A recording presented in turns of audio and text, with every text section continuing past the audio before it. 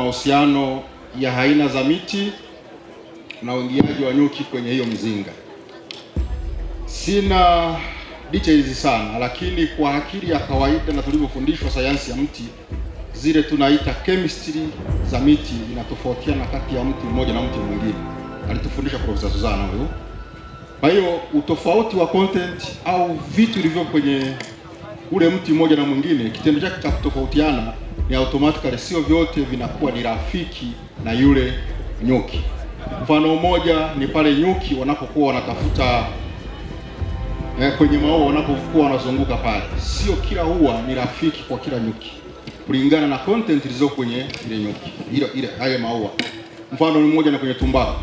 Uzuri wa tumbaku, maua yake inafungua usiku, lakini ingetokea akafungua mchana wakati nyuki wanazunguka, ile nicotine iliyoko ndani si rafiki sana na yule nyuki, kwa automatically angeweza kuruka na kwenda kwenye maua mengine. Kwa hiyo nathibitisha kwamba sio kila mti ni rafiki kwa nyuki.